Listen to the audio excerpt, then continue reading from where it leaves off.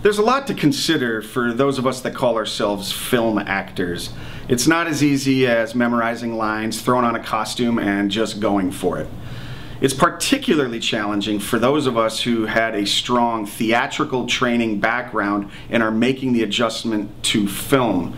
You find out very quickly that they're very different art forms. So here's 5 simple camera techniques for film actors. Number 1, avoid the lens.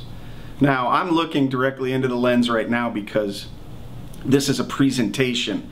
But if I was acting as a character, the camera is not supposed to be there, although it is the conduit for the viewers to be able to see our story that we're telling. But you as the actor should know exactly where the camera is for the sake of your shot and knowing what it is seeing, but to avoid it because you do not want to lock eyes with the lens. Here's an example. Right now I'm looking directly at the lens, but if this same shot, if I was with another actor, I'd very likely be looking right about here, or maybe they're over there. Actually, you can look really close to the lens without actually looking into it, as I'm doing right now. But when you lock eyes with the lens, it's a direct communication with the viewers. And as a character, 99 out of 100 times you're not doing that. So avoid contact with that lens at all costs. Number 2 is play the scene, not the space. What I mean by this is play the environment of the character, not the environment that the actor is currently in. This is most effective for auditions. You know, when you're in your living room or bedroom or a casting director's office, it's often not the environment of the scene. For example, you could be in a living room, but you have to play that you're in a large environment or possibly in a confined environment. On set, this isn't usually going to be a problem because, say you're out on a farm next to a barn in the middle of the afternoon, that's very likely going to be exactly where you are when you're on set, and so playing the environment won't be a factor because it's going to already be there. But sometimes it isn't the case, and I'll give you an example that I personally experienced.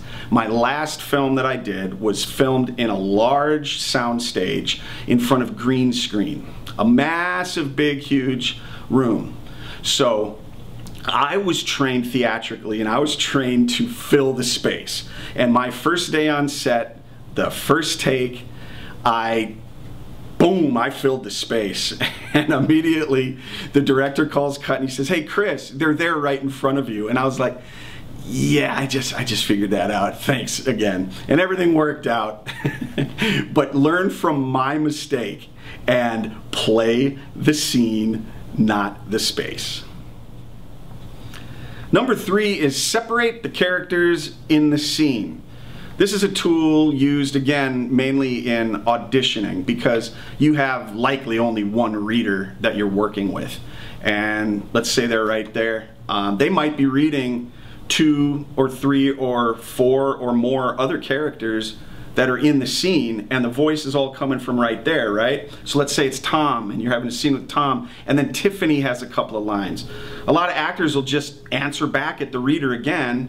Well, now there's Tiffany. But what if Tiffany was over there, and then Tom's there, and then you're back at Tiffany, and then Tom, and then who's this guy, right? What I'm trying to illustrate is if you create other characters around you in the scene, it makes it much more cinematic. And it also helps the actor as well to be able to delineate where everything is, and it just makes it so much more clear.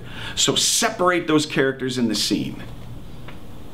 Number 4 is practice active stillness. Now I know that sounds like a contradiction, but it isn't. It doesn't mean to just stand still. That's part of it.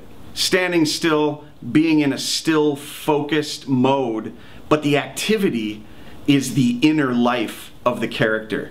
Here, in the heart, in the brain, and the thought process, in the eyes.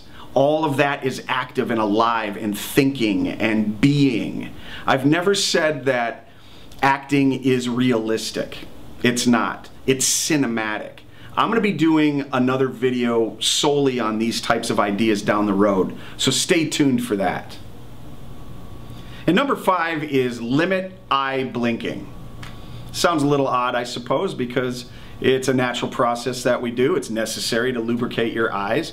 But cinematically, it's distracting. And it serves you best if you can at least be conscious of when you're blinking and control when you're blinking. All of your favorite TV and film actors have already mastered this process.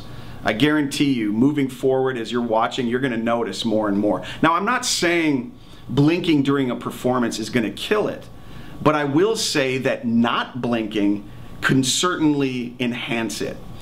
Folks, I hope that these 5 points were helpful for you. It was fun for me to do. My name is Chris. This is Olson Acting, and I will see you again next time.